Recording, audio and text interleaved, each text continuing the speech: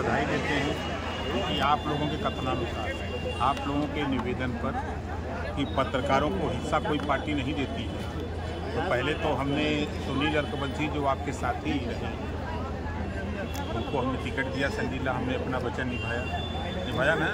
बोलिए जोर से। अगली बताइए। अब अगली तारीख देखिए, हम अपनी बात बता रहे हैं। देखिए, राजभवन या मुख्यमंत्री ऑफिस से कोई ऐसा न्यूज नहीं था कि फला तारीख को मंत्रिमंडल का विस्तार। ये सूत्रों के हवाले से खबरें चली और उसी को लोग मान लेते थे। इधर हमारी बात फोन आए थे ऊपर से कि जल्द ही हम लोग इस पे चुनाव के बाद काम पे लगते हैं, जल्दी हो। आज मुख्यमंत्री जी दिल्ली गए, क्या इसी सिलसिले में गए हैं? क्या संकेत क्या मिल रहा है? अब आप समझ कहाँ पाएंगे। कई बार जा चुके हैं ना, दिल्ली भी और राजभवन भी मुलाकात कर चुके हैं, संकेत नहीं मिल पाए। जो संकेत मिले हम आप लोगों को नहीं, अभी हम भी जल्दी दिल्ली जाने वाले हैं, तो लौटते हैं तो तारीख बता दें। मंत्री पद कब मिल रहा है आपको? मंत्री जी तो खुद बैठे। आप बताइए आपको कब मिलेगा? जिस दिन विस्तार होगा उस दिन सरकार में शामिल होगा। जो जातिगत जनगणना की बात जो है, जातिगत जनगणना पर विपक्ष ने पूरा जो है सवाल खड़ा किया और चुनाव लड़े, सफलता नहीं मिली। अब क्या नया ट्रेंड क्या आएगा? देखिए, जनता विकास चाहती है, गरीब कमजोर लोग अपना हिस्सा चाहते हैं। उस बात को देश के प्रधानमंत्री माननीय नरेंद्र मोदी जी, उत्तर प्रदेश के मुख्यमंत्री माननीय योगी आदित्यनाथ जी के नेतृत्व में आप उठा के देखिए कि चाहे किसान सम्मान निधि हो, सीधे खाते में जा रहे, बीच से बिचौलिया जाए। जो आयुष्मान कार्ड जो गरीबों के 5 लाख रुपया इलाज के लिए वो सीधे उनके यहाँ खाते में जा रहा है इलाज के लिए। उसके बाद जो गरीबों को राशन की मामला है वो सीधे उनके यहाँ तक पहुँच रहा है। अब रही बात लॉ एंड ऑर्डर की, बड़ा आरोप सपा के लोग लगा रहे हैं, कांग्रेस के लोग भी बोल रहे हैं, बसपा के। जब कांग्रेस और सपा की सरकारें थी, हमसे बेहतर आप लोग जानते हैं कि यहाँ दंगे होते थे, कर्फ्यू लगते थे। सवाल सर जातिगत जनगणना को, मैं तो कह रहा हूँ, जातिवाद जनगणना ने वो स्थिति पहुँचा दिया कि विपक्षियों की 3 बार मीटिंग हुई, 3 बार बैठक हुई और 3 तारीख को 3 राज्य गायब हो गया। उनका जातिवाद जनगणना उन्हीं के घर में चला गया।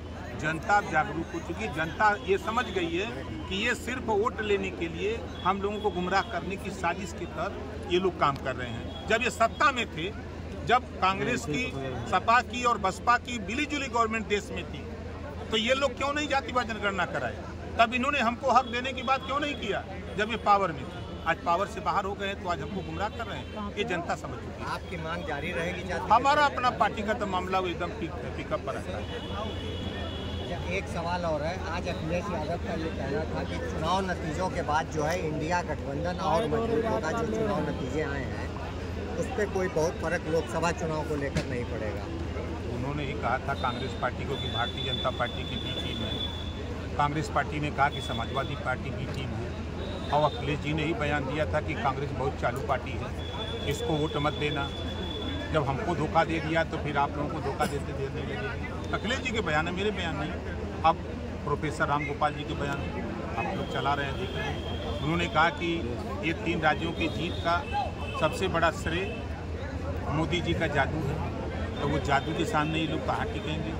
वही लोग बोल रहे हैं। तो देखिए, हम जानते हैं, इन लोगों के साथ रहे हैं ना, कि दिन में भारतीय जनता पार्टी के खिलाफ बोलते हैं और रात को गुलदस्ता लेके योगी जी मोदी जी को शरणम गच्छामि, ये लोग जुगाड़ बनाए हैं, सब नारा बनाए हैं कि विपक्षियों ने ठाना है 24 में मोदी जी को प्रधानमंत्री बनाना है। परिवहन मंत्री से आजकल आपकी केमिस्ट्री बड़ी जम रही है। अभी भाषण दे रहे थे परिवहन मंत्री जी, तो जो योगी जी ने एक फैसला लिया था आपको मंत्रिमंडल से निकालने का, नहीं, उस पर मंत्रिमंडल से निकालने का फैसला लिया था, बर्खास्त हुआ था, आपने कहा कि त्याग पत्र दिया। कितनी जल्दी जो है, मतलब क्या केमिस्ट्री हो रही चल रही है? देखिए, आपने बड़ी कोशिश किया मनाने के लिए, ये हमारे बड़े भाई बड़े शुभचिंतक हैं, हम कहीं भी रहते हैं लेकिन हमारा इनका संबंध अपनी जगह है। ये बड़ी कोशिश किए, हमको योगी जी ने नहीं निकाला।